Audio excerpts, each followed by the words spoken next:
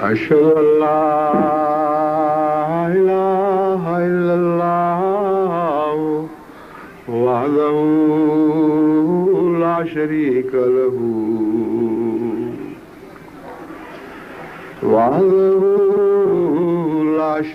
له وأشهد أن محمدا عبده ورسوله أما بعد فأعوذ بالله من الشيطان الرجيم بسم الله الرحمن الرحيم الحمد لله رب العالمين الرحمن الرحيم مالك يوم الدين إياك نعبد وإياك نستعين إياك نعبد وإياك نستعين اهدنا الصراط المستقيم صراط الذين أنعمت عليهم غير المغضوب عليهم ولا الضالين.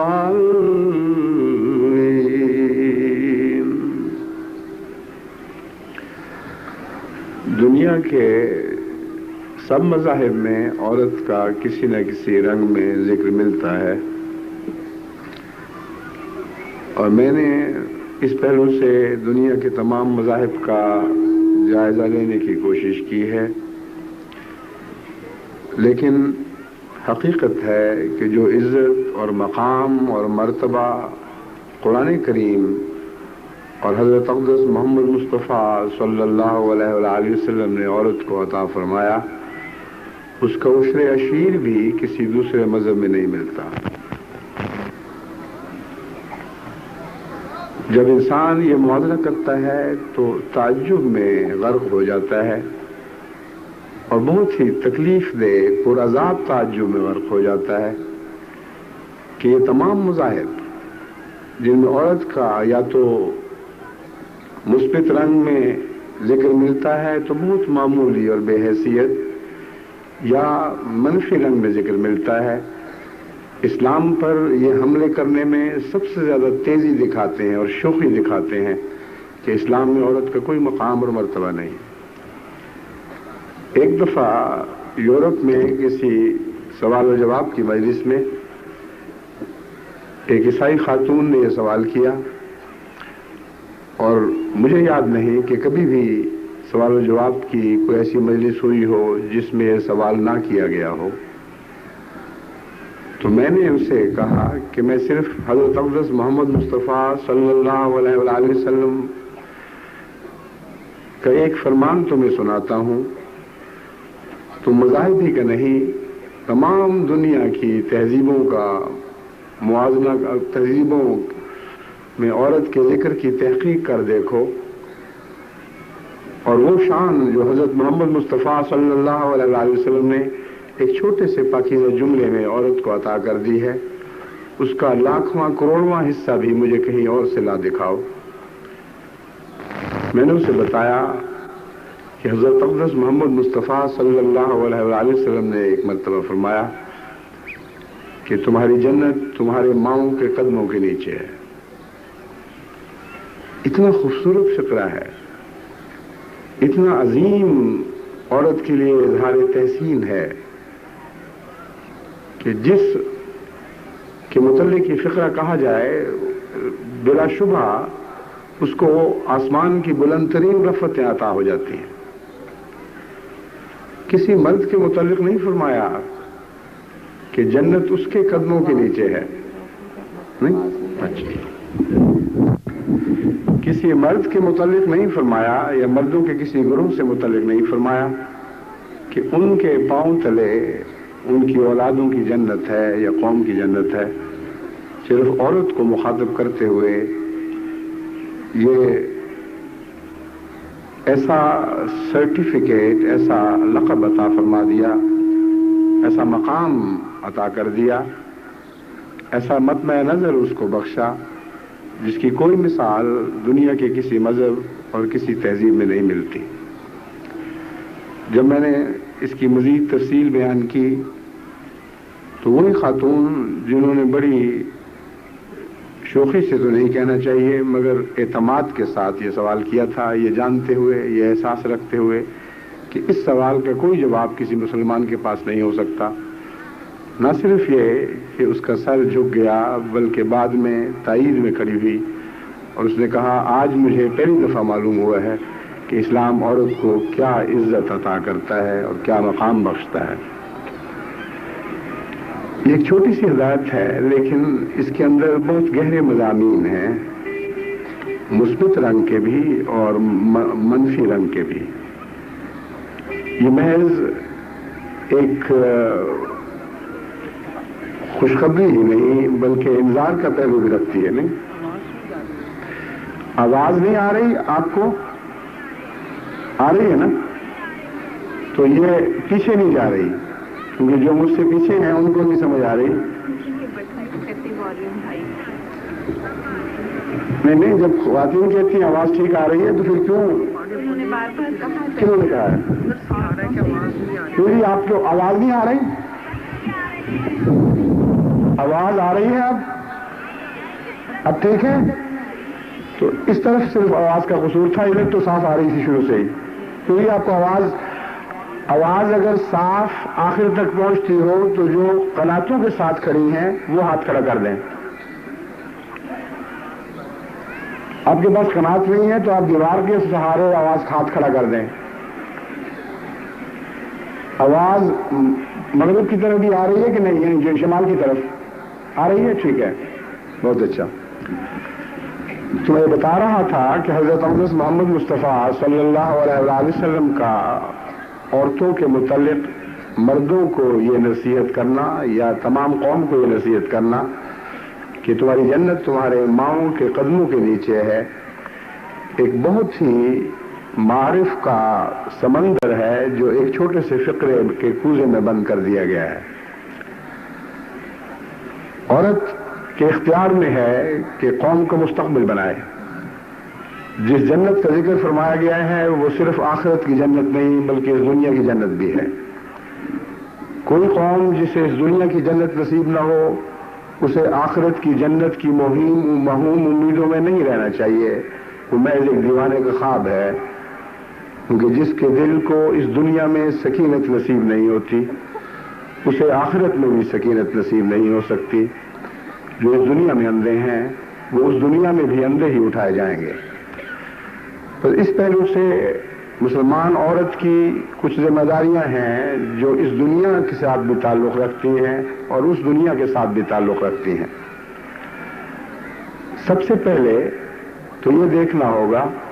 کہ ہر خاتون جو گھر کی ملکہ ہے کیا اس کے گھر میں جنت بن گئی ہے یا نہیں بنی؟ کیا اس کی اولاد میں جنتیوں والی علامتیں پائی جاتی ہیں کہ نہیں؟ اسے دیکھ کر ہر عورت خود اپنے نفس کا جائزہ لے سکتی ہے اور اس بات کو پرکھ سکتی ہے کہ حضرت اقدس محمد مصطفیٰ صلی اللہ علیہ وسلم کی پیش کردہ کسوٹی کے مطابق میں وہ عورت ہوں کہ نہیں جس کا ذکر میرے آقا و مولا حضرت محمد مصطفیٰ صلی اللہ علیہ وسلم نے اتنے پیار اور اتنے ناز اور اتنے اعتماد کے ساتھ کیا تھا. مجھے مخاطب کیا، میرا ذکر فرمایا اور یہ کہا کہ اے مسلمان عورت جو میرے حلقہ ارادت میں داخل ہوئی، تجھ سے مجھے یہ توقع ہے کہ تیرے پاؤں کے نیچے جنت ہے. بس محض یہ مردوں کے لیے ہی پیغام نہیں، بچوں کے لیے ہی پیغام نہیں، کہ تم اپنی جنت اپنی ماؤں کے پاؤں تلے ڈھونڈو، اور بالعموم یہی معنی ہیں جو سمجھے جاتے ہیں اور بیان کیے جاتے ہیں کہ عورت کا ادب کرو، عورت کی دعائیں لو، حالانکہ اس سے بہت زیادہ وسیع تر معنی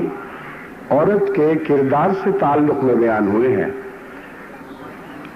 اگر ہمارا معاشرہ ہر گھر کو جنت نہیں بنا دیتا تو اس حدیث کی روح سے وہ معاشرہ اسلامی نہیں ہے، اور اگر جنت کو جہنم بنانے میں مردوں کا قصور ہے تو یہ قصور محض اس وقت کے دائرے میں محدود نہیں جس میں وہ اس کی شادی ہوئی اور ایک عورت کے ساتھ ازدواجی زندگی بسر شروع کی، بلکہ اس کا تعلق ایک گزرے ہوئے زمانے سے بھی ہے۔ اس نے ایسی بدنصیب ماں بھی پائی کہ جس کے قدموں تلے اس سے جنت کی بجائے جہنم ملی۔ بس جنت کی خوشخبری سے یہ مراد نہیں کہ لازماً ہر ماں کے پاؤں تلے جنت ہے، مراد یہ ہے کہ خدا توقع رکھتا ہے اے مسلمان عورتوں کہ تمہارے پاؤں تلے سے جنت پھوٹا کرے، اور جہاں تمہارے قدم پڑیں وہ برکت کے قدم پڑیں، اور تمہاری اولادیں اور تم سے تربیت پانے والے ایک جنت نشان معاشرے کی تعمیر کریں۔ بس اس نقطۂ نگاہ سے احمدی خواتین کو بہت کچھ سوچنے کی ضرورت ہے، بہت کچھ فکر کی ضرورت ہے، اپنے جائزے لینے کی ضرورت ہے، اور جتنی اسلامی تعلیمات بعض قیود سے تعلق رکھتی ہیں، یعنی عورت کو بعض باتیں کرنے سے روکتی ہیں اور بعض ادائیں اختیار کرنے سے منع فرماتی ہیں، ان کا بلا شبہ اس حدیث کے مضمون سے گہرا تعلق ہے۔ وہ سب باتیں وہ ہیں جو جنت کو جہنم میں تبدیل کرنے کی صلاحیت رکھتی ہیں۔ بس اسلام عورت کے لیے قید خانہ ان معنوں میں نہیں کہ مرد کو تو کھلی چھٹی ہے، جو چاہے کرتا پھرے، عورت مظلوم گھروں کی چار دیواری میں مقید ہو گئی، ان معنوں میں ہرگز مومنہ عورت کی زندگی ایک قید خانے میں بسر نہیں ہوتی۔ ہاں ایک اور معنی میں وہ یقیناً قید خانے میں رہتی ہے، جن معنوں میں تمام مسلمان مرد بھی تو قید خانے ہی میں رہتے ہیں، کیونکہ حضرت صلی اللہ علیہ وآلہ وسلم نے فرمایا الدنیا سجن المؤمن و جنت الکافر، ایک اور اس کی روایت ہے الدنیا سجن للمؤمن و جنت للکافر۔ تو وہاں مومن کے لفظ کے اندر تمام مرد مومن بھی اور عورتیں مومن بھی شامل فرما دی۔ بس وہ قید خانہ اور ہے جس کا میں ذکر کر رہا ہوں، لیکن ایسے کسی قید خانے کا ذکر اسلام میں کہیں نہیں ملتا جس کے نتیجے میں عورت تو اچھی باتوں سے محروم رہ جائے اور مقید ہو جائے، اور مرد کو کھلی آزادی ہو کہ وہ جو چاہے کرتا پھرے۔ جو بھی پابندیاں ہیں وہ حفاظت کا مضمون رکھتی ہیں، وہ عظمت اور تحریم کا مضمون رکھتی ہیں، ان سے عورت کا مقام بلند ہوتا ہے، اس سے عورت کو دنیا کے دلدلوں میں پھنسنے سے نجات ملتی ہے۔ اس کے سوا ان قیود کا اور کوئی مطلب نہیں۔ لیکن آج میں اس مضمون کی تفصیل میں نہیں جانا چاہتا، کچھ اور باتیں ہیں جو میرے پیش نظر ہیں۔ اول یہ کہ آج دنیا کو مسلمان عورت کے متعلق جو غلط فہمی ہے اس کے محض علمی جواب دینا کافی نہیں، کیونکہ بسا اوقات جب مجالس سے سوال و جواب میں اہل مغرب نے اس مضمون پر سوال کیے اور میں نے خدا تعالیٰ کی تائید کے ساتھ اور اس کی توفیق کے ساتھ کسی حد تک تشفی بخش جواب دیے، تو کبھی ایسا بھی ہوا کہ کوئی عورت اٹھ کھڑی ہوئی اور اس نے کہا اچھا اگر یہ اسلامی معاشرہ ہے تو اس کے نمونے تو دکھائیے، کیا مصر میں یہ جنت ملتی ہے یا شام میں نظر آتی ہے یا سعودی عرب میں دکھائی دیتی ہے یا پاکستان میں اس کا مظاہرہ ہوتا ہے؟ ملک کا نام تو لیجیے جہاں آپ کی بتائی ہوئی جنت دکھائی بھی تو دے۔ بس محض بتانا کافی نہیں ہے، وہ جنت جس کا میں ذکر کر رہا ہوں ایک ٹھوس حقیقت ہے، ایک خواب نہیں ہے جس کی تعبیریں تلاش کی جائیں۔ یہ ٹھوس حقیقت احمدی خواتین نے اپنی زندگی اور اپنے معاشرے میں عملاً دنیا کو دکھانی ہے. بس بعض دفعہ میں ان سے کہتا ہوں کہ وہ جنت اپنی آخری کامل اور حسین تر صورت میں تو میں تمہیں نہیں دکھا سکتا، لیکن اگر تمہارے پاس وقت ہو اور اپنے ملک میں بسنے والی احمدی خواتین سے ملو، ان کے علاقوں میں آؤ، ان سے سوال و جواب کرو، ان کے گھروں میں جا کر دیکھو، تو میں امید رکھتا ہوں کہ اس جنت کی کچھ جھلکیاں تمہیں ضرور دکھائی دیں گی. اور یہ اللہ تعالیٰ کا بہت بڑا فضل اور احسان ہے کہ یورپ میں بسنے والی احمدی خواتین الا ماشاء اللہ ایک ایسے معاشرے کو جنم دے رہی ہیں، ایک ایسا معاشرہ پیدا کر رہی ہیں جو یورپ سے ایک بالکل مختلف معاشرہ ہے. یورپ کے معاشرے کو اگر دو لفظوں میں بیان کیا جائے تو وہ تموج پیدا کرتا ہے، بے چینی پیدا کرتا ہے، ایسی تحریکات آپ کے سامنے رکھتا ہے جس کے نتیجے میں دل بے اطمینانی محسوس نہیں کرتا، بلکہ اس کے اندر ایک طلب کی ایسی آگ بھڑک اٹھتی ہے جو کسی پانی سے بجھ نہیں سکتی. جس پانی کی بھڑک دل میں پیدا ہوتی ہے وہ پانی سمندر کے پانی کی طرح شور پانی ہوتا ہے، اور جس پانی کی بھڑک دل میں پیدا ہوتی ہے وہ پانی سمندر کے پانی کی طرح شور پانی ہوتا ہے، اور جتنا آپ اس سے پیاس بجھانے کی کوشش کریں اتنا ہی وہ بھڑک اور زیادہ ہوتی چلی جاتی ہے. یہ ایسی حقیقت ہے جب کھول کر اہل مغرب کے سامنے پیش کی جائے تو ان کے دل گواہی دیتے ہیں، اور وہ ہمیشہ یہ بات تسلیم کرنے پر مجبور ہو جاتے ہیں کہ ہماری سویلائزیشن، ہماری تہذیب، ہمارا تمدن جن لذتوں کی طرف بلاتا ہے ان میں آخری تسکین کا کوئی مقام نہیں. محض پیچھے بھاگنا ہے اور مزید کی طلب، مزید کی تلاش ہے جو آخر کہیں نہیں ملتا، اور بالآخر وہ لوگ جو دنیاوی لذتوں کی تلاش میں بے لگام ہو کر بھاگے پھرتے ہیں ان کو سوائے بے چینی کے، بے اطمینانی کے بالآخر کچھ بھی نصیب نہیں ہوتا. بس قرآن کریم نے اس معاشرے کی تصویر ایک موقع پر یوں بیان فرمائی کہ جیسے کوئی سراب کے پیچھے دوڑ رہا ہو، پیاس کی شدت اسے سراب کی پیروی کے لیے تیز تر اس کی طرف بھگاتی چلی جائے، لیکن وہ اس سے آگے بھاگتا چلا جائے یہاں تک کہ جب مزید اس میں چلنے کی سکت نہ رہے تو اپنے آپ کو اس سراب کے مقام پر پائے جہاں خدا اس کو جزا دینے کے لیے پہنچا ہے اور اسے کچھ بھی حاصل نہیں ہوا. بس اکثر ان لوگوں کے انجام اسی قسم کے ہیں، اور دن بدن ان کے معاشرے میں بے چینی بڑھتی چلی جا رہی ہے، معاشرہ پرعذاب ہوتا چلا جا رہا ہے. اقتصادی لحاظ سے بلند مقامات پر فائز ہونے کے باوجود کوئی دولت ان کے دلوں کو کی تسکین کے سامان نہیں کر سکتی، اور دن بدن گلیوں میں جرم پل رہے ہیں اور ظلم اور صفا کی نشو و نما پا رہے ہیں. ایک طرف تہذیبی تقاضے یہ ہیں کہ تمام دنیا کو وہ تہذیب سکھانے کا دعویٰ کرتے ہیں، اور تیسری دنیا کے غریب ممالک پر اس لحاظ سے تانزنی کرتے ہیں کہ تمہیں ابھی تک انسانیت بھی نہیں آئی، تمہیں انسان کی بنیادی ضروریات کو پورا کرنے کی طرف بھی توجہ نہیں ہے، تم انسانی حقوق ادا کرنے کے راز نہیں جانتے. ہم تمہیں سکھاتے ہیں کہ سویلائزیشن کیا ہے، کس طرح تہذیب کے ساتھ رہنا ہوتا ہے، اور دوسری طرف جب ان کو قریب سے دیکھا جائے تو ایسے خوفناک رجحانات ان کے اندر نہ صرف پیدا ہوئے ہیں بلکہ روز بروز نشو و نما پاتے چلے جا رہے ہیں کہ جو صفاقی کے نظارے اب وہاں ان کے ٹیلی ویژن پر کھلم کھلا دکھائی جانے لگے ہیں یا ان کے اخبارات میں ان کے تذکرے ملتے ہیں وہ ایسے خوفناک ہیں کہ ان کا بیان بھی ممکن نہیں. ایک موقع پر ایک ٹیلی ویژن کے پروگرام میں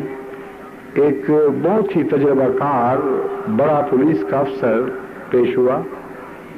اور اس نے ایک ایسے شہر کو ٹیلی ویژن پر دکھایا جس کا نام اس نے احتیاطاً نہیں لیا تاکہ قانونی جکڑ میں نہ آ جائے. اس نے کہا اس شہر میں ایک لمبے عرصے سے میں اپنے فرائض ادا کرتا چلا آ رہا ہوں،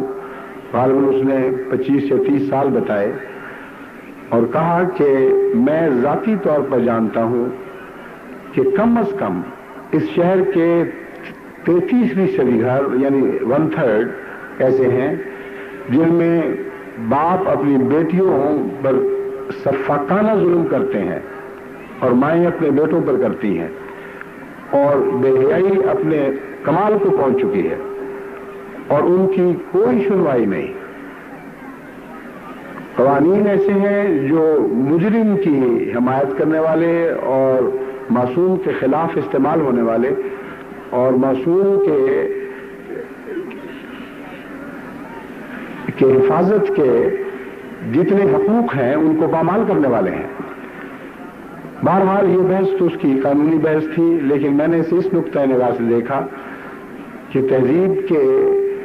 اس لمبے سفر کے بعد بالآخر جس مقام پر پہنچے ہیں، یہ وہی مقام تو ہے جس کا قرآن کریم میں ایک سراب کی صورت میں ذکر فرمایا گیا تھا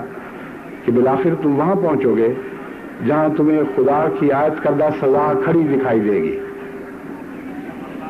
اس سزا میں تم چاروں طرف سے گھیرے جاؤ گے اور تمہارے لیے نجات کی کوئی راہ باقی نہیں رہے گی۔ یہ ایک پہلو ہے جس کا میں نے مختصراً ذکر کیا، لیکن جو بیماریاں اب وہاں راہ پا رہی ہیں، جو دن بدن بدامنی کی کیفیت پیدا ہوتی چلی جا رہی ہے، اس کا حال یہ ہے کہ ہر انسان اپنے گھر میں جنت ڈھونڈنے کی بجائے باہر جنت کی تلاش کرتا ہے، اور الا ماشاء اللہ یقیناً بہت سے ایسے گھر بھی ہیں جن میں سکون ملتا ہے، جن میں اعلیٰ انسانی قدریں بھی ملتی ہیں۔ اکثر گھروں کی صورت یہ ہو چکی ہے کہ وہ گھر محض رات بسر کرنے کے لیے گھر ہیں، ورنہ ان کی لذتیں، ان کے سکون گھروں سے باہر پڑے ہیں، اور وہ لذتیں اور وہ سکون ایسے ہیں جو حاصل کیے جائیں تو کسی اور کی لذت اور سکون لوٹ کر حاصل ہوتے ہیں۔ ایسی بیماریاں پھیل چکی ہیں جس نے خدا تعالیٰ کی عطا فرمودہ لذتوں کو ایک جہنم میں تبدیل کر دیا ہے۔ یہ وہ صورتحال ہے جو گہرے غور کے بعد غیر اسلامی تہذیب کی صرف ایک ملک میں نہیں، 2 ملکوں میں نہیں، بلکہ ساری دنیا میں رونما ہو رہی ہے۔ بس میں جب مغرب کی مثال دیتا ہوں تو ہرگز یہ مراد نہیں کہ اہل مشرق ان باتوں سے صاف اور پاک ہیں۔ میں اسلام اور اسلام کے مخالف قدروں کا موازنہ کر رہا ہوں۔ ہندوستان بھی انہی بدیوں میں مبتلا ہوتا چلا جا رہا ہے اور پاکستان بھی انہی بدیوں میں مبتلا ہوتا چلا جا رہا ہے، اور مشرق اور مغرب دونوں اس پہلو سے ایک دوسرے سے آگے بڑھنے کا مقابلہ کر رہے ہیں۔ بس اس صورتحال کو کیسے تبدیل کیا جائے، کیسے اس کا رخ پلٹا جائے تاکہ دنیا کو سکون نصیب ہو، یہ وہ مضمون ہے جس کی طرف میں آپ کو متوجہ کرنا چاہتا ہوں۔ اے میری عورت واقعتاً اس بات کی اہلیت رکھتی ہے اور حضرت افضل محمد مصطفیٰ صلی اللہ علیہ وآلہ وسلم کی توقعات کو پورا کرنے کی پوری صلاحیت رکھتی ہے کہ اس دنیا میں جنت کے نمونے پیدا کرے، اپنے گھروں کو وہ جذب دے، وہ کشش عطا کرے جس کے نتیجے میں وہ محور بن جائے اور اس کے گھر کے افراد اس کے گرد گھومیں، انہیں باہر چین نصیب نہ ہو، گھر میں سکینت ملے، ایک دوسرے سے پیار اور محبت کے ساتھ ایسی زندگی بسر کریں کہ محض لذت یابی کا ایک ہی رخ سر پر سوار نہ رہے جو جنون بن جائے اور جس کے بعد دنیا کا امن اٹھ جائے، بلکہ خدا تعالیٰ نے جو پیار اور محبت کے مختلف لطیف رشتے عطا فرما رکھے ہیں، ان رشتوں کے ذریعے وہ سکینت حاصل کریں، جیسے خون کی نالیوں سے ہر طرف سے دل کو خون پہنچتا ہے، وہ دل بن جائیں اور ہر طرف سے محبت کا خون ان تک پہنچے اور وہ دل بن جائیں اور ہر جسم کے عضو کو ان کی طرف سے سکینت کا خون پہنچے۔ یہ وہ اسلامی معاشرہ ہے جس کو بیان فرماتے ہوئے حضرت افضل محمد مصطفیٰ صلی اللہ علیہ وآلہ وسلم نے ایک ہی چھوٹے سے جملے میں فرمایا، تمہاری جنت تمہاری ماؤں کے قدموں تلے ہے۔ بس جہاں جنت ہو اسی طرف تو انسان بھاگتا ہے. یہ کیسے ممکن ہے کہ جنت کہیں اور ہو اور دوڑ کے رخ کسی اور سمت میں ہو؟ اس کی مزید عملی تصویر اس طرح دکھائی دیتی ہے کہ جن معاشروں میں اسلام کے خلاف قدریں قائم ہو رہی ہیں ان میں کسی نہ کسی تھوڑے فرق کے ساتھ بالعموم یہ رجحان ہے کہ ماؤں کے ساتھ اولاد کا تعلق اور اسی تعلق سے باپوں کے ساتھ اولاد کا تعلق دن بدن کٹتا چلا جا رہا ہے یا دھیما پڑتا چلا جا رہا ہے. اور نئی نسل یوں سمجھتی ہے کہ جیسے یہ پرانی نسل ہم پر بوجھ ہے، ایک مصیبت ہے، ایک عذاب سر پر پڑا ہے. کوئی ایسا فرض وہ ان کے حقوق کی ادائیگی کا ان کے حقوق کے سلسلے میں ادا نہیں کرتے جس کے نتیجے میں انہیں تکلیف اٹھانی پڑے. بہت معمولی تکلیف اٹھا کر کبھی کبھی عید بقرعید جسے ہم کہتے ہیں، وہاں کرسمس کہا جاتا ہے، ایسے مواقع پر وہ کبھی ماں باپ کو اپنے ہاں دعوت دے دیتے ہیں یا کبھی ماں باپ کے ہاں چلے جاتے ہیں. ورنہ بالعموم بوڑھوں کے لیے اس سوسائٹی میں کوئی جگہ نہیں رہی. جو تھوڑی سی جگہ ہے وہ بھی تنگ ہوتی چلی جا رہی ہے. ایسے شریف گھرانے ضرور موجود ہیں جنہیں ماحول قدامت پسند سمجھتا ہے اور وہ اپنے ماضی کے گہرے تعلق کی بنا پر ابھی تک مجبور ہیں کہ اپنے ماں باپ کے کچھ حقوق ادا کریں، لیکن اس حد تک نہیں کہ مستقلاً وہ ان کی رضا جوئی کی کوشش کرتے رہیں. اگر پاؤں تلے جنت ہو تو انسان آخر وقت تک اس جنت کے حصول کے لیے جد و جہد اور کوشش کرتا رہتا ہے اور آخری وقت کے اپنی ماں کی دعائیں اور اپنے باپ کی رضا کی آواز سننا چاہتا ہے. اسی سے اس کو تسکین ملتی ہے. مگر ایسی کسی صورت کا مغرب میں تو تصور ہی نہیں رہا. مشرق میں بھی دن بدن یہ رشتے ٹوٹ رہے ہیں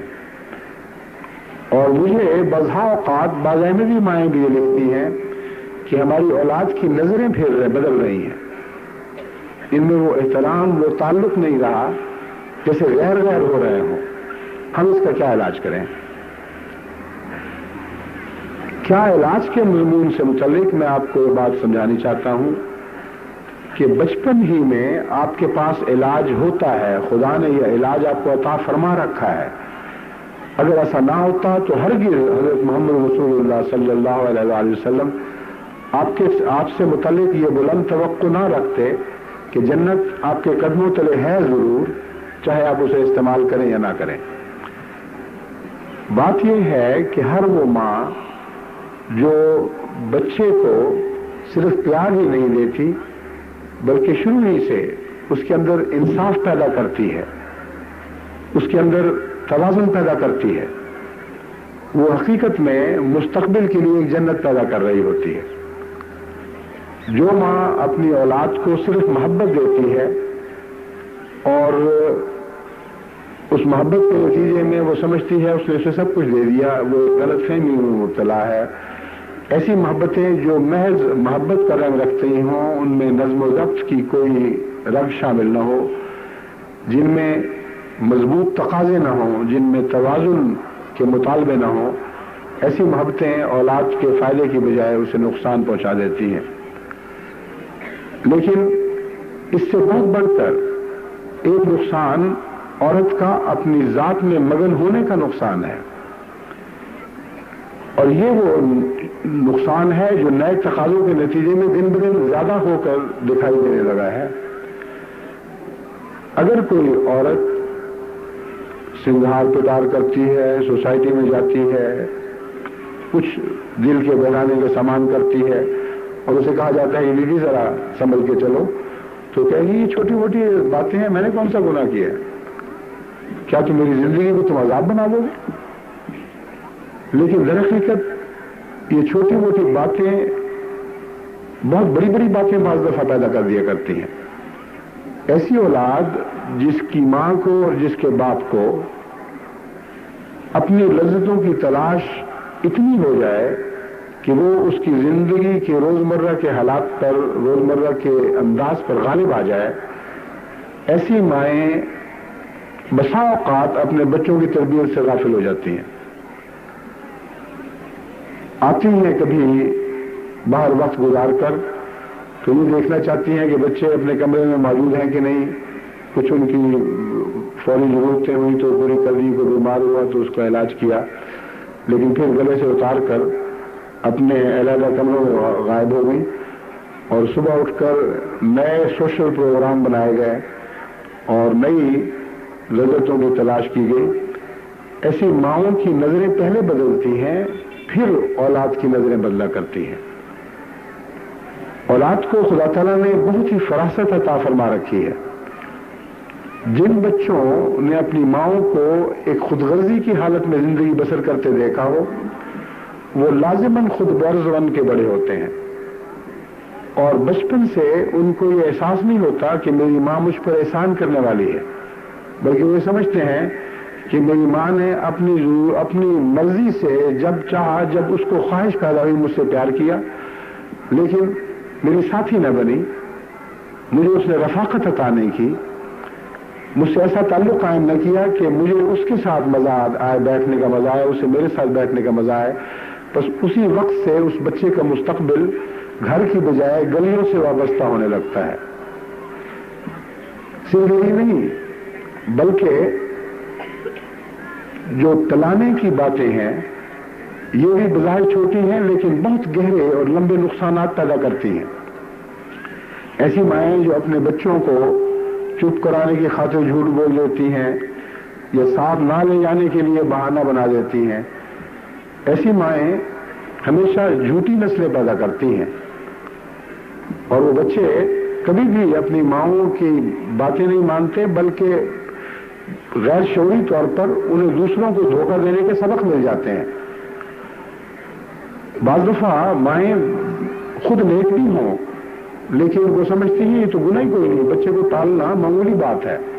یا بچے سے کوئی وعدہ کیا اور اسے جھٹلا دیا، اس میں کوئی خاص بڑی بات نہیں ہے. بچوں کے ساتھ تو اسی طرح ہوا کرتا ہے، اور وہ نہیں جانتی کہ وہ بچے کا مستقبل خود اپنے ہاتھوں سے ہمیشہ کے لیے برباد کر دیتی ہے. ایک دفعہ ایک چھوٹا سا نظارہ میں نے اس طرح دیکھا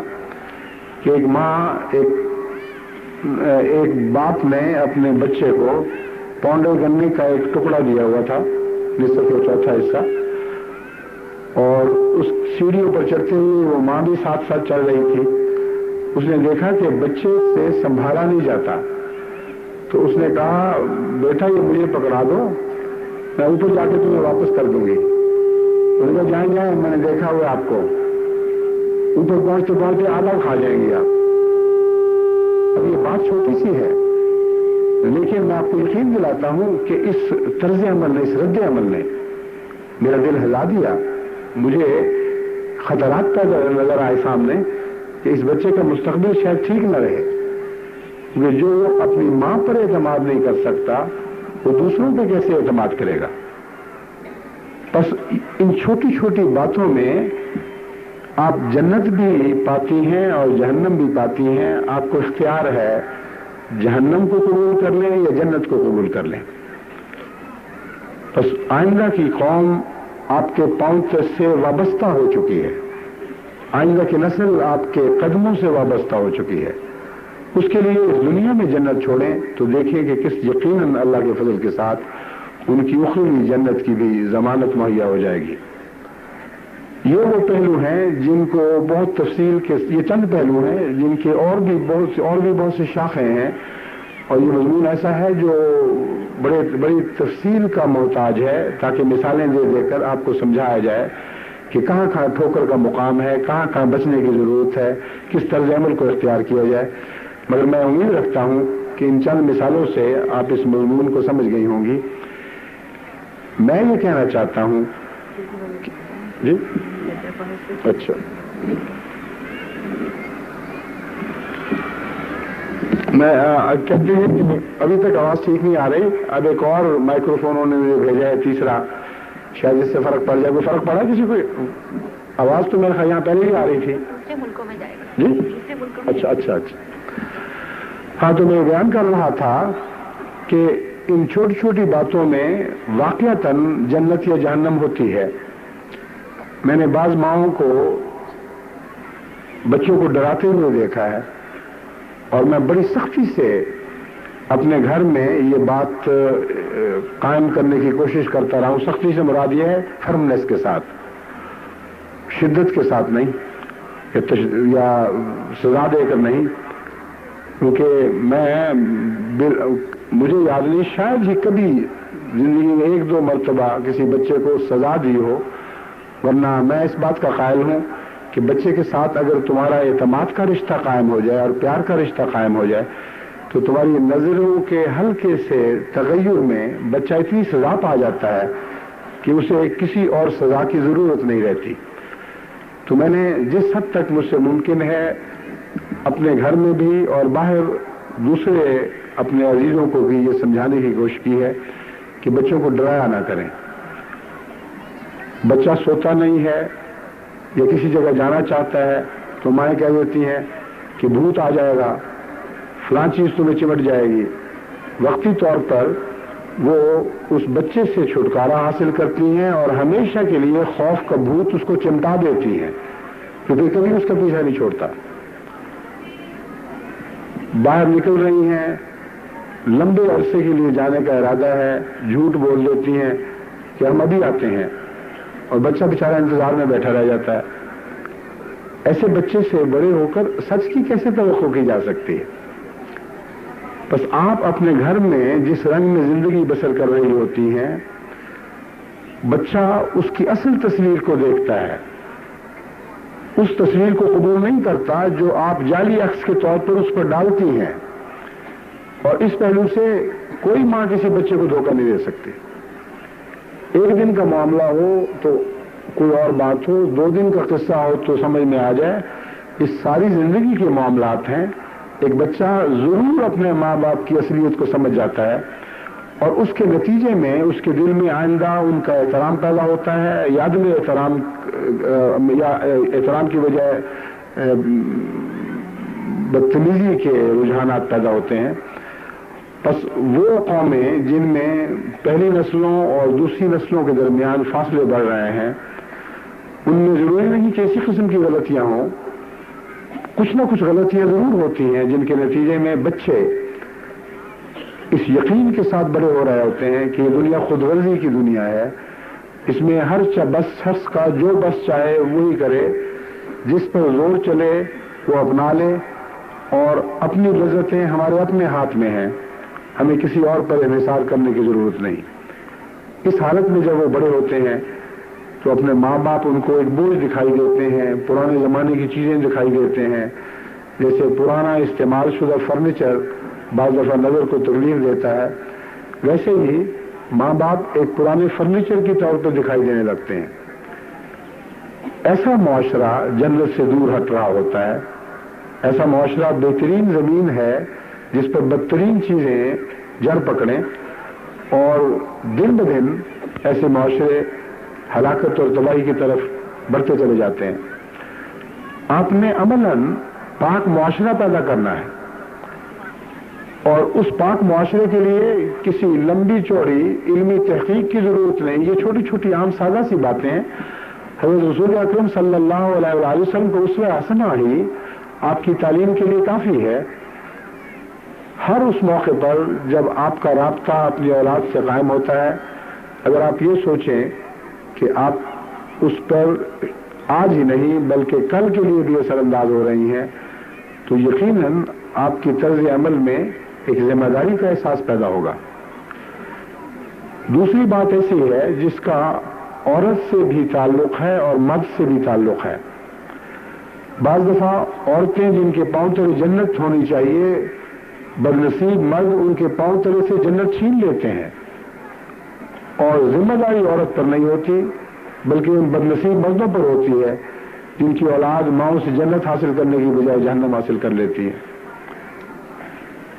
وہ لوگ ہیں جو گھروں میں بدخلقی اور بدتمیزی سے پیش آتے ہیں. ان کو اپنی بیویوں کے نازک جذبات کا احساس نہیں ہوتا. وہ سمجھتے ہیں کہ چونکہ انہیں جسمانی طاقت زیادہ حاصل ہے اس لیے وہ جس طرح چاہیں اپنی بیویوں سے سلوک کریں، باتوں میں ان کے تلخی پائی جاتی ہے، غصہ پایا جاتا ہے، چھوٹی چھوٹی باتوں میں بگڑ جانا اور غصے کا اظہار کرنا، اس کے نتیجے میں اتنی خرابیاں رونما ہوتی ہیں کہ اگر آپ ان کا تجسس کریں، ان کے پیچھے چلیں، تو بہت بڑا مضمون ہے جو آپ کے سامنے ابھرے گا۔ میں نے ان باتوں پر بارہا غور کیا ہے اور میں سمجھتا ہوں کہ روزمرہ کی گھر کی بدخلقی ہمارے معاشرے کی اکثر خرابیوں کے ذمہ دار بن جاتی ہے۔ جن خاوندوں کا بیویوں کے ساتھ حسن و احسان کا تعلق نہ ہو، ان کے نازک جذبات کا احساس نہ ہو، اگر کوئی زیادتی بھی ہو جائے تو حوصلے سے کام نہ لے سکیں، وہ بھی اپنی اولاد کے لیے ماؤں کے قدموں تلے سے جنت چھین لیتے ہیں،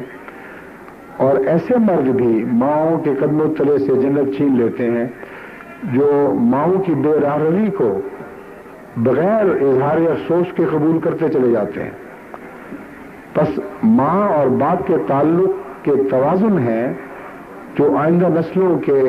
بنانے یا بگاڑنے کا فیصلہ کرتے ہیں۔ جن گھروں میں مائیں مظلوم ہوں، جب باپ ان گھروں سے چلے جاتے ہیں تو مائیں اپنے بچوں کے کانوں میں ان باپوں کے خلاف باتیں بھرتی چلی جاتی ہیں، اور یہ ایک ایسا طبی قانون ہے جو تمام دنیا میں رائج ہے۔ ایسی نسل پیدا ہوتی ہے جو باپ کی باغی ہوتی ہے، اور باغی نسلیں پھر ہر نظم و ضبط کی، ہر نظام کی باغی ہو جایا کرتی ہیں۔ مائیں سمجھتی ہیں کہ ہم نے باپ سے زیادہ اپنی اولاد کی ہمدردی حاصل کر کے اپنا بدلہ اتارا ہے، لیکن حقیقت یہ ہے کہ وہ اپنا بدلہ نہیں اتار رہی بلکہ اولاد کو برباد کر رہی ہیں، اور آئندہ کے لیے اسے کسی کام کا نہیں چھوڑتی۔ وہ اولاد جو باپ کے خلاف چاہے جائز شکایاتی ہوں، بڑھ بڑھ کر باتیں کرنے لگ جاتی ہے، اسے مذہب کی بھی کوئی قدر نہیں رہتی، معاشرے کی بھی کوئی قدر نہیں رہتی، اس کا احترام بھی لمحوں اٹھ جاتا ہے، اور ایک باغی طرز کے مزاج کے لوگ پیدا ہونے شروع ہوتے ہیں۔ اب ان باتوں کو مزید بڑھا کر دیکھیں، یہی مرد ہیں جو آئندہ کسی کے خاوند بننے والے ہیں، آئندہ عورتوں سے تعلق قائم کرنے والے ہیں۔ تو اس ماں نے در حقیقت اپنا بدلہ خاوند سے نہیں اتارا بلکہ آنے والی معصوم عورتوں سے اتارا ہے۔ اس نے ایسے بدتمیز بچے پیدا کر دیے جنہوں نے اس ظلم کو جاری رکھا جو ان کے باپ نے ماں سے روا رکھا تھا۔ اسی طرح اس کے برعکس بھی صورتحال ہوتی ہے، مائیں بے راہ رو ہو جاتی ہیں اور خاوند ان کو روکنے سے عاجز ہو جاتے ہیں، کیونکہ شروع ہی سے بعض مائیں اس رنگ کا اظہار کرتی ہیں، بعض عورتیں اس رنگ میں اپنے مردوں سے تعلقات قائم کرتی ہیں کہ گویا وہ بہتر معاشرے سے آئی ہیں، وہ زیادہ تعلیم یافتہ ہیں، زیادہ باتوں کو سمجھتی ہیں، مرد میں نقائص ہیں، اس کے باوجود انہوں نے قبول کر لیا، مرد کا خاندان نسبتاً ہلکا ہے، اس کے باوجود وہ شہزادی ان کے گھر آ گئی۔ یہ باتیں منہ سے کہیں نہ کہیں ان کی طرز عمل بتا رہی ہوتی ہے کہ میں اونچی ہوں تم نیچے ہو، اور وہ نیچے واقعتاً پھر ہمیشہ کے لیے نیچے ہو جاتے ہیں۔ دیکھتے ہیں بری باتوں کو گھر میں، خلاف اسلام باتوں کو رائج دیکھتے ہیں اور ان کو جرأت نہیں ہوتی کہ ان کو روک سکیں۔ اب اندازہ کیجیے کہ ایسی اولاد جو ایسے گھر میں پل رہی ہو وہ کیا سیکھے گی اور کیا سوچ کر بڑی ہوگی۔ رفتہ رفتہ اس اولاد کے دل سے اس ماں کی عزت بھی اٹھ جاتی ہے۔ اگر باپ کہے یا نہ کہے، وہ بڑے ہو کر اس ماں کے خلاف گواہیاں دیتے ہیں اور جانتے ہیں دل سے کہ اس ماں نے نہ باپ سے صحیح سلوک کیا، نہ حقوق ادا کیے، نہ ہماری صحیح تربیت کی، لیکن یہ سب کچھ جاننے کے باوجود وہ بد اثر کو بہتر اثر کی نسبت جلدی قبول کرتے ہیں۔ وقت کی لحاظ سے میں نسبتاً اس خطاب کو چھوٹا کروں گا، لیکن یہ بات میں آپ کو سمجھانا چاہتا ہوں کہ ایک راز کو آپ اچھی طرح ذہن نشین کر لیں۔ بچوں کی تربیت کے سلسلے میں یہ بات خوب یاد رکھیں کہ جس طرح پانی نچلی سطح کی طرف بہتا ہے، اسی طرح فطرت انسانی میں یہ بات داخل ہے کہ مشکل چیز کو قبول کرنے کی بجائے اگر آسان چیز میسر ہو تو اسے قبول کرتی ہے۔ بس ماں اور باپ کے اخلاق میں سے جس کا اخلاق بدتر ہو بالعموم وہی اولاد میں رائج ہو جاتا ہے۔ بس دونوں طرف کی کمزوریاں آگے جا کر جمع ہوتی ہیں اور بعض دفعہ ضرب کھا جاتی ہیں۔ اس لیے گھر کے معاشرے کو جنت بنانا کوئی معمولی بات نہیں ہے، بہت باریک نظر سے ان باتوں کو اور ان تعلقات کو دیکھنا چاہیے۔ آخری فیصلہ اس بات سے ہوگا کہ آپ کا گھر آپ کے لیے جنت بنا ہے کہ نہیں، آپ کے خاوند کے لیے جنت بنا ہے کہ نہیں، آپ کے بچے آپ دونوں سے برابر پیار کرتے ہیں اور احترام کرتے ہیں کہ نہیں۔ اگر کمزوریاں ہیں، مرد میں کمزوریاں ہیں تو عورت حتی المقدور ان سے صرف نظر کرتی ہے کہ نہیں، لیکن کوشش ضرور کرتی ہے کہ ان کمزوریوں کو دور کرے، نیک اور پاک مخلصانہ نصیحت کے ذریعے وہ اپنے خاوند کو سمجھاتی رہتی ہے۔ اگر ایسا ہے تو اچھا ہے، اگر پہلی باتیں ہیں تو پھر وہ عورت اپنی آئندہ نسلوں کی تربیت کی اہل نہیں ہے۔ یہی حال مردوں کا ہے۔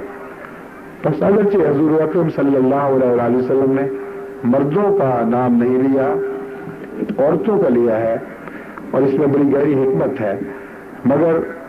گھر کی جنت بگاڑنے میں یقیناً مرد بھی ایک بڑا بھاری کردار ادا کرتے ہیں، اور عورت کا کام ہے کہ اپنی اولاد کی ان سے حفاظت کرے۔ حفاظت کیسے کی جائے یہ میں آپ کو ایک باریک نقطہ سمجھانا چاہتا ہوں۔ جب مرد کے مظالم یا مرد کی زیادتیاں کسی عورت کا دل ٹکڑے ٹکڑے کر رہے ہوں تو مرد کے جانے کے بعد اس کا رد عمل یہ فیصلہ کرے گا کہ وہ اپنی اولاد کی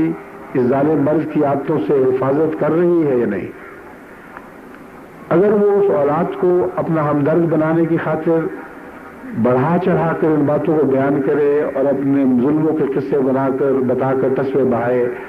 اور انہیں اپنائے اور انہیں کہے کہ یہ ظالم باپ ہے تمہارا، تو اپنے ہاتھوں سے اس نے ان کو برباد کر دیا، ان کی حفاظت کرنے کی بجائے مرد کے ظلم کو ان تک پہنچنے کی اجازت دی۔ اگر وہ قربانی کرے اور مرد کے ظلم اور اولاد کے درمیان حائل ہو جائے، اپنے پروں پر اپنے سینے پر مرد کے ظلم لے لیکن اولاد تک ان کا نقص نہ پہنچنے دے، تو اس کی مثال ایک ایسی مرغی کی طرح ہوگی جو کمزور جانور ہے، لیکن جب چیل اس کے بچوں پر جھپٹتی ہے تو اپنے پروں کے تلون کو لے لیتی ہے۔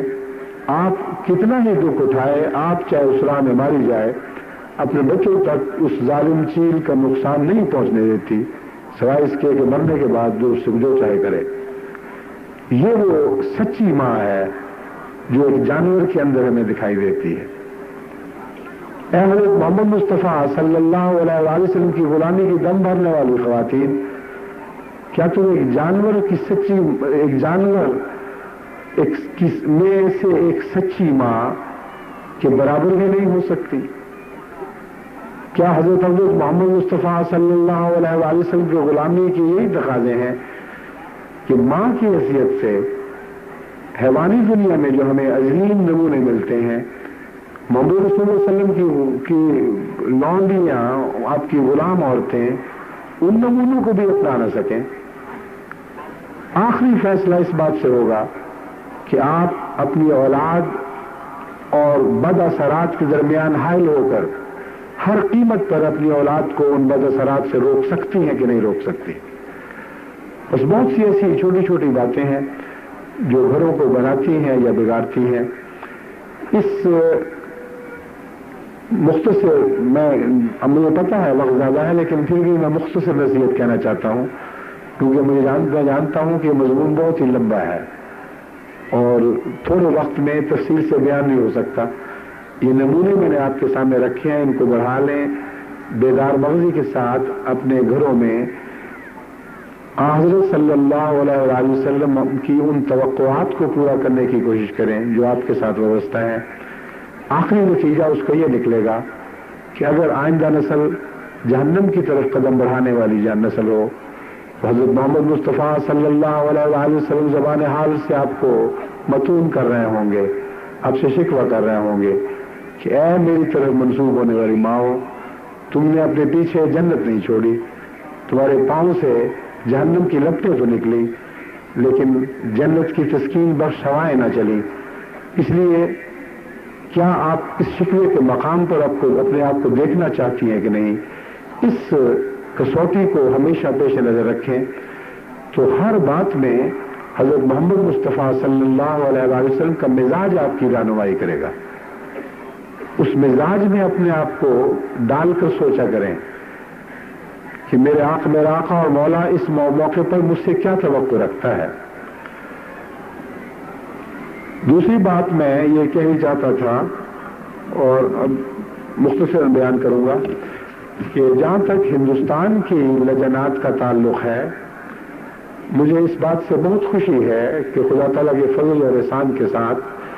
تمام ہندوستان کی لجنات مسلسل ترقی کی طرف قدم اٹھا رہی ہیں.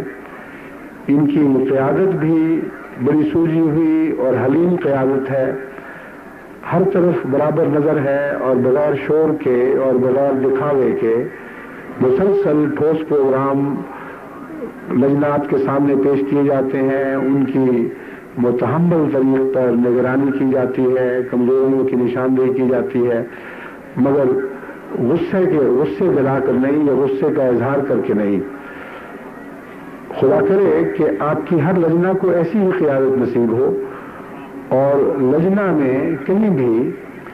ایسی قیادت نہ ابھرے جو تحکم کا طریق اختیار کرے، بلکہ محبت اور پیار کے ساتھ سلجھا کر آگے بڑھانا ہی سچی قیادت کا راز ہے. جہاں تک میں نے لجنہ امائے اللہ ہندوستان کی رپورٹوں کا جائزہ لیا ہے، مجھے خوشی ہے کہ اللہ تعالیٰ کے فضل سے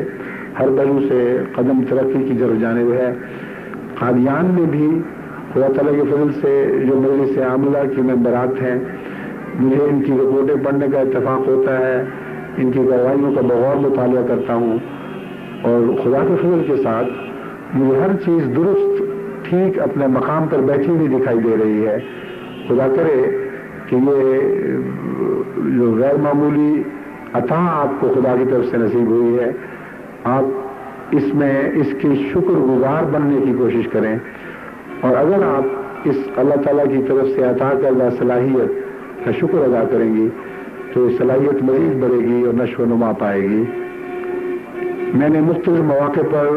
نصیحتیں کی ہیں، بعض خاص پروگرام لجنات کو دیے ہیں. میں رپورٹوں کی تفصیل اور مضمون نگاری سے اس بات کا جائزہ نہیں لیتا کہ واقعتاً ان باتوں پر عمل کیا گیا ہے یا نہیں. میں آخری اعداد و شمار کی صورت میں دیکھتا ہوں کہ کیا واقعتاً کچھ پیدا ہوا یا وہی پہلے والا حال ہے. اس نقطۂ نگاہ سے میں ایک مثال آپ کے سامنے رکھتا ہوں کہ علمی اور تربیتی لحاظ سے جو پروگرام دیے گئے ہیں ان میں خدا تعالیٰ کی طرف سے لجنہ امائے اللہ ہندوستان میں کیا کیا کامیابیاں حاصل کی ہیں. جہاں تک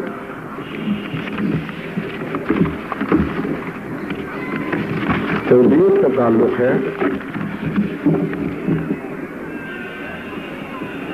قرآن کریم ناظرہ جانے والی احمدی خواتین کی بھارت میں احمدی خواتین کی تعداد 2819 تھی. اس ایک سال میں آپ اندازہ کریں کہ کتنی لمبی اور تفصیلی محنت سے کام لیا گیا ہوگا کہ اب یہ تعداد بڑھ کر 3352 ہو چکی ہے. ایک سال کے عرصے میں خدا تعالیٰ کے فضل سے اتنی زیادہ خواتین کو جو پہلے قرآن نہیں جانتی تھی قرآن سکھانا ایک بہت ہی عظیم سعادت ہے. اور یہ وہ دوسرا پہلو ہے جنت بنانے کا. پہلا پہلو تھا منفی اثرات سے اپنی اولاد کو بچانا، دوسرا پہلو ہے مثبت باتیں ایسی عطا کرنا جن کے نتیجے میں خدا تعالیٰ کے فضل کے ساتھ ان کے مستقبل کی حفاظت ہوگی.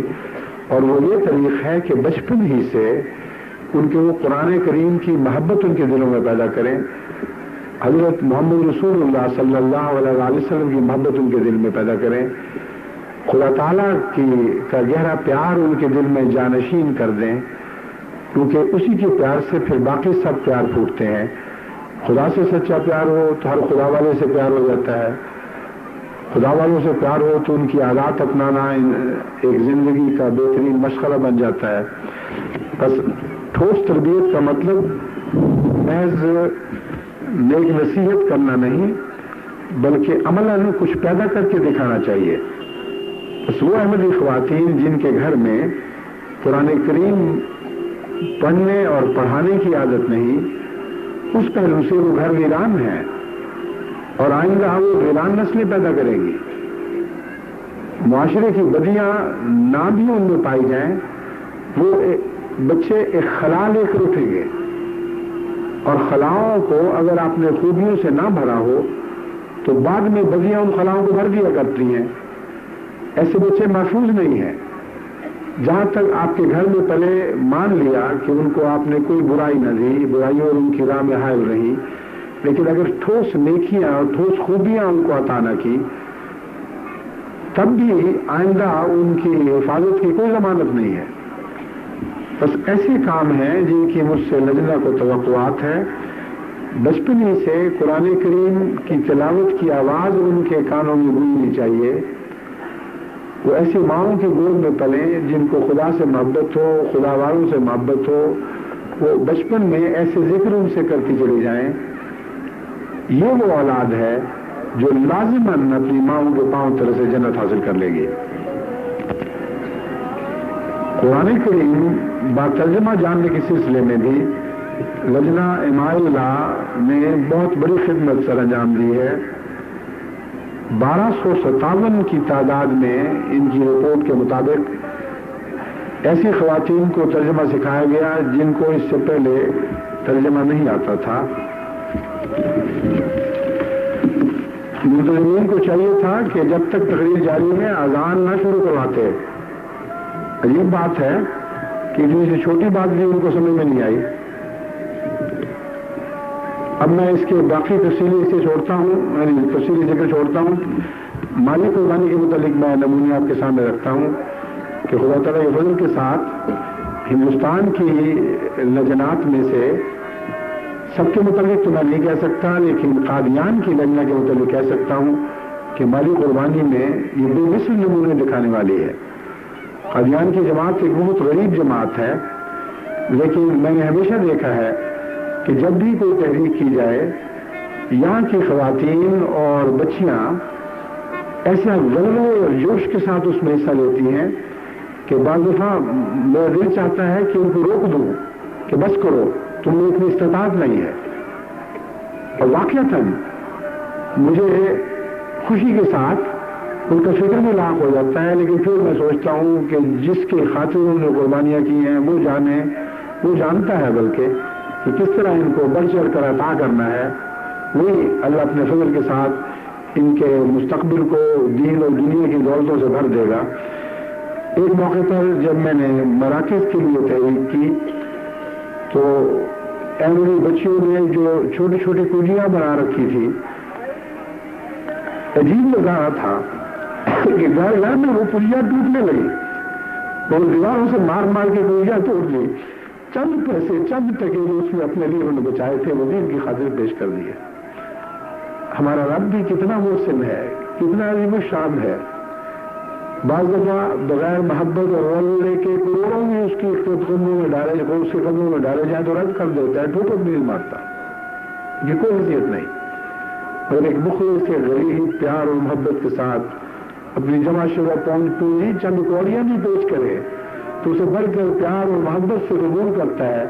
جیسے آپ اپنے محبت کرنے والے اور محبوبوں کے تحفوں کو لیتی اور چونتی ہیں، خدا کی بھی چوننے کے کچھ رنگ ہوا کرتے ہیں۔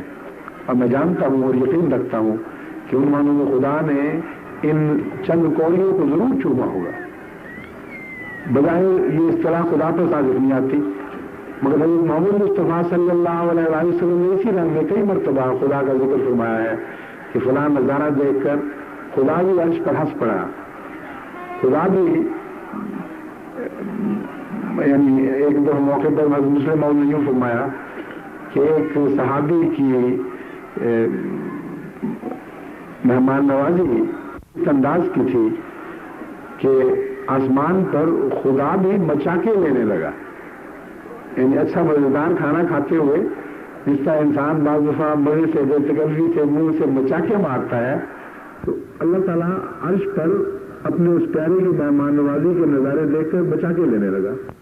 تو ان معنوں میں یقین رکھتا ہوں ان چھوٹی چھوٹی بظاہر چھوٹی چھوٹی قربانیوں کو خدا تعالیٰ نے لازماً چوما ہوگا اور پیار کیا ہوگا، اور یہی پیار ہے جو آئندہ ان بچیوں کے نصیب جگائے گا، ان کے گھروں کو جنت ہی میں تبدیل نہیں کرے گا بلکہ جنت عطا کرنے والے گھر بنا دے گا. بس یہ دوسرا پہلو ہے اس جنت کا جو آپ کے پاؤں تلے آپ کے پاؤں سے وابستہ ہو چکی ہے. منفی پہلو سے حفاظت ہی مقصد نہیں، چوگا ڈالنا بھی تو ضروری ہے بچوں کو. اور پرندوں میں نے یہ دیکھا ہے کہ جب بچے چھوٹے ہوں تو وہ کمزور ہونے شروع ہو جاتے ہیں. بعض پرندے ایسے ہیں جن میں ان کی مادائیں بھی اور نر بھی دونوں سارا دن چک کر اپنے بچوں کی چونچ میں ڈالتے چلے جاتے ہیں، خود کمزور ہو رہے ہوتے ہیں لیکن ان کی خاطر قربانی کرتے چلے جاتے ہیں. بس روحانی رزق کے چوگے ہیں جو آپ نے اپنے بچوں کے منہ میں بچپن ہی سے ڈالنے ہیں. یہ قربانی کی ادائیں اگر آپ بچپن میں ان کو سکھا دیں تو مرتے دم تک ان کو قربانی کی لذتوں کی ایسی عادت پڑ جائے گی کہ وہ اس سے وہ چاہیں بھی تو چھوٹ نہیں سکیں گے. جہاں تک تبلیغ کا تعلق ہے، اللہ تعالیٰ کے فضل کے ساتھ ہندوستان کی خواتین بڑی مستعدی کے ساتھ تبلیغ میں مصروف ہو چکی ہیں، اور اس وقت تک 183 ایسی داعیات اللہ ہیں جنہوں نے اپنے عہدوں کو پورا کیا ہے اور واقعتاً تبلیغ کے کاموں میں مصروف ہو چکے ہیں.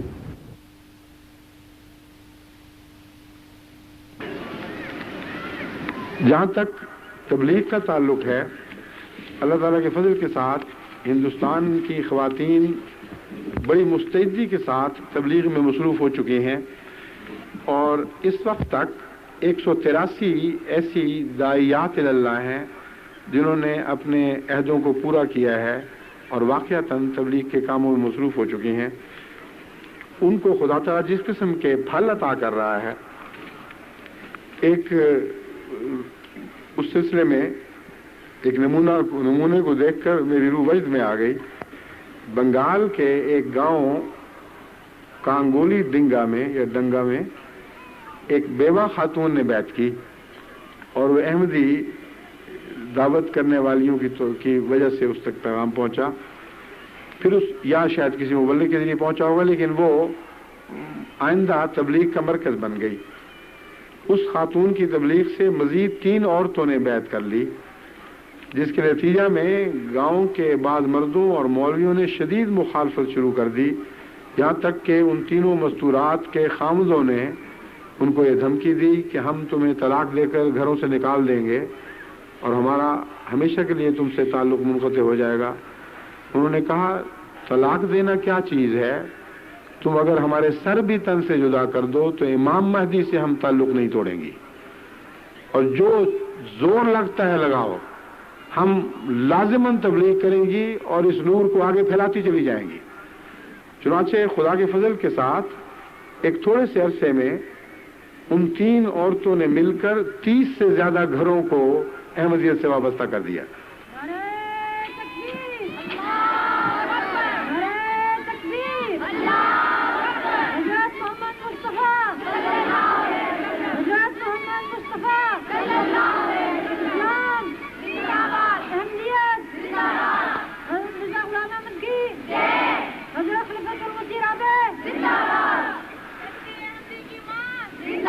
ہاں، ایک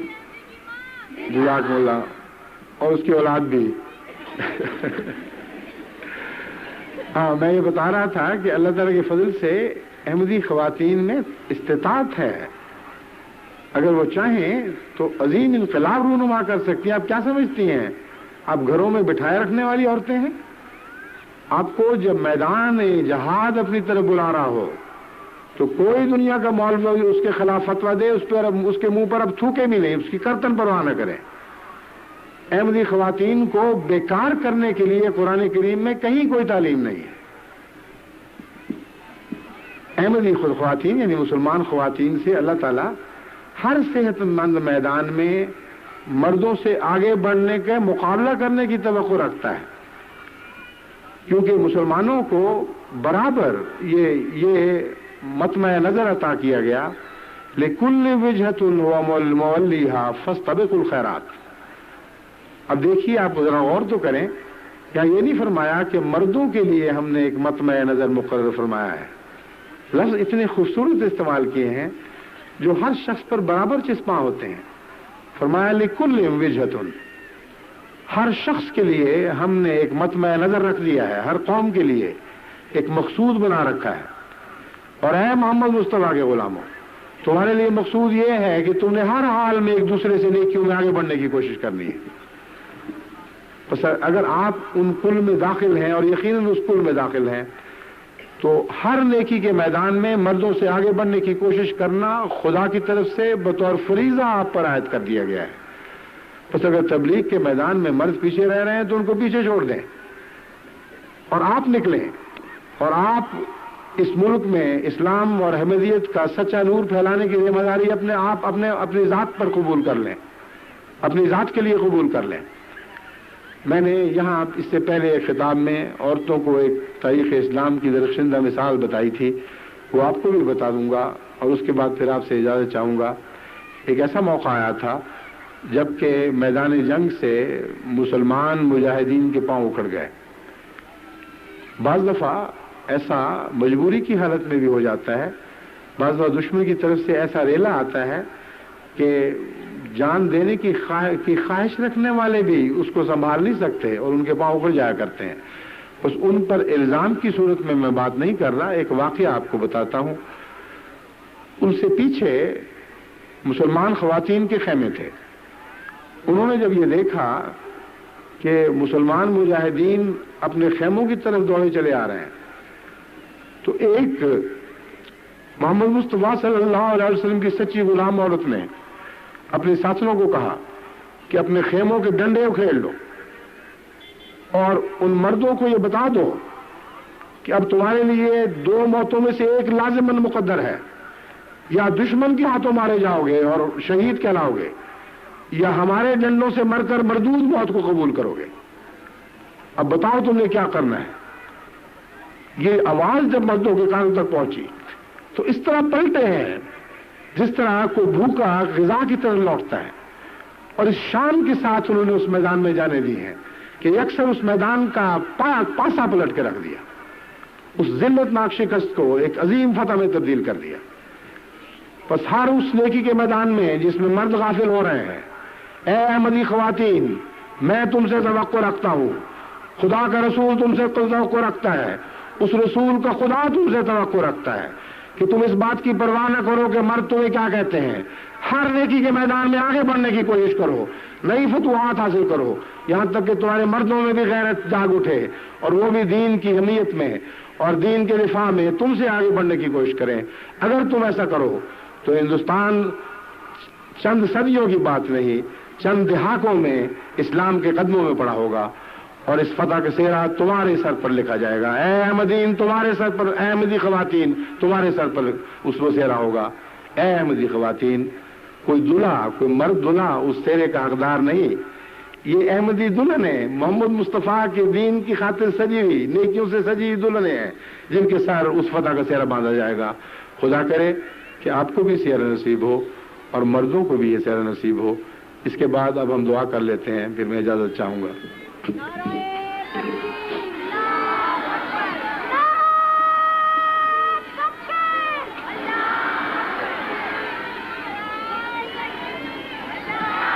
اب دعا کر لیجئے، دعا۔